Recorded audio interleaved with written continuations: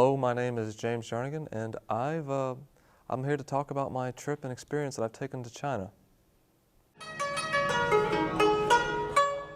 I found out about Tensis through one of the representatives from China Now, the program that Tensis works with. He came to one of our engineering classes and gave a speech about the Tensis program, the China Now program, and what generally you can learn from China itself. Before that, I had heard about it through the pamphlets and everything, but it didn't really seem like anything I'd get into. It just didn't seem to have the classes I wanted. They were all core classes.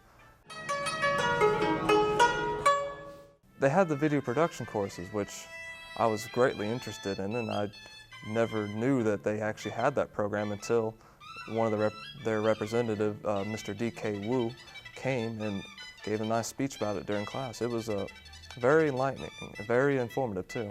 I decided to go just because the opportunity came.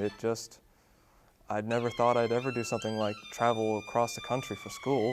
I wanted to enroll to the VPT classes, but unfortunately, due to a lack of enrollment to it, the class got dropped.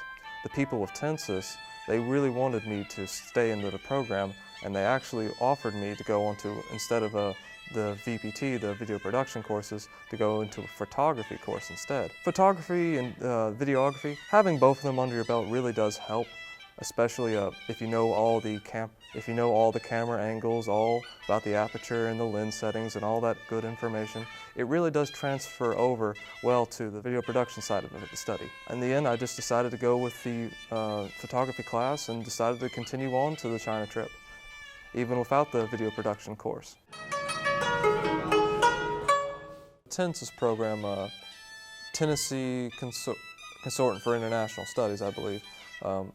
They work very hard to get each student onto the trip that wants to go. They offer a lot of different scholarships, the 50% off that I took when I entered, and they also help you discover other programs like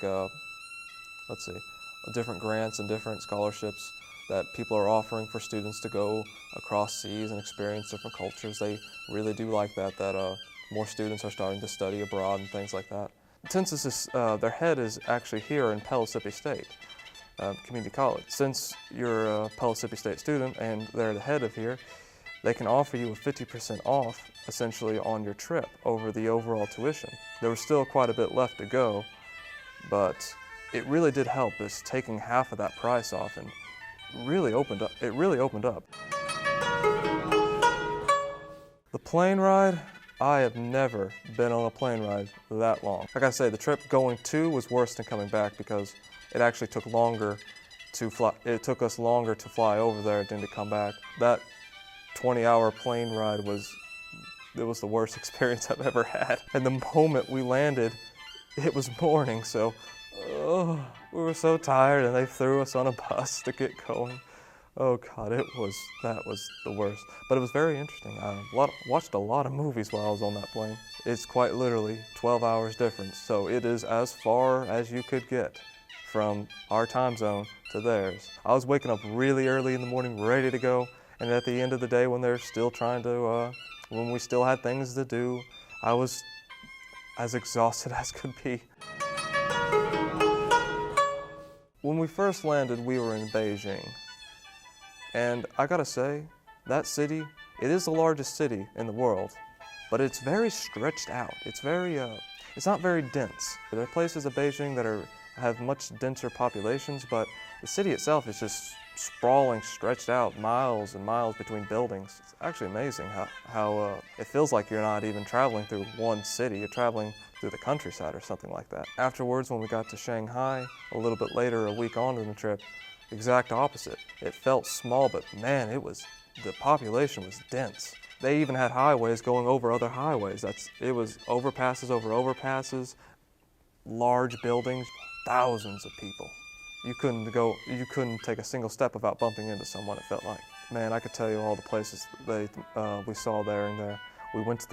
We drove up to the Great Wall of China. The spot that we were at was just on the side of a mountain, and you could see they had the wall itself and all the little all the little forts for where they stationed the guards at, and it was just a hike up to each one of those forts. The steps were quite steep. We went to the Forbidden Kingdom, the old center of Beijing. We went to Tiananmen Square. We went to the Summer Palace. They have a lot of different seasonal buildings for the emperor. He's got a summer palace. We saw the traditional summer palace, the original one they built that is, for all sake, is pretty much in ruins now. We next drove over to Shanghai. A lot of sights to see in Shanghai, especially, have you ever heard of the Bund? A river that goes between two parts of the city. On one side of the city has a lot of old traditional kind of more European style of buildings. I heard that they were occupying the area at the time. And the other side is kind of like the new China, where it's had a lot of modern buildings, a lot more elegant, a lot more larger size. It was just interesting to see how that river kind of cut the two in half, and that's why it's a large tourist attraction. Also went to Hangzhou and Suzhou, two of their not so known cities, but very interesting to see, and a lot of modern things to see as well, like the tailor's market, where I actually got this jacket made for myself. It's the only thing I actually brought back from China. All the different restaurants we stopped at. I gotta say, out of everything about China, I definitely miss the food. Their meals are a bit different, and we kind of like here in the West, we kind of prefer more of the warm meal, cold drink, but they kind of have a little bit of an opposite mentality with the warm drink and cold meal, the warm tea and other kinds of drinks like that, and the nice subtle foods. One of the things they like to practice, and one of the principles, is what they call feng shui, a form of balance. And this accounted almost everything they did. The balance of their home, the balance of their lifestyle, and especially the balance of their food, warm drink and cold food, where they try to balance it out in their stomachs to make them they believed it to be a much more healthier lifestyle. I did feel like afterwards I was eating a lot healthier, a lot more balanced. It was just one of the things you had to adjust to. After a while, you did just get used to eating Chinese food. It was just so good. The culture of China is much different from ours. Well, it varies in a couple of places. They emphasize more on the family group, compared to the United States, where it's more of the individual. For instance, kind of how they like to live out their lifestyle is the parents will take care of the children and the grandparents. Those people that are in that working age, those guys are really what support the entire family and everyone. For instance, even when you're eating at a restaurant, you don't order your own individual dish. The group picks out several dishes that they like, and they'd set it on a rotating table, which they'd spin around, and you pick off from that dish the food you want to eat. We'll order a plate of green beans, we'll order a plate of tofu, a plate of beef, a plate of pork. And as the table's spinning around, you stop it, you pick off little bits at a time, and you fill up your own plate, then you eat from there. Just a much more intimate feel between each person, a much more understanding, and so much of a much more understanding trust. It's a very interesting lifestyle to see.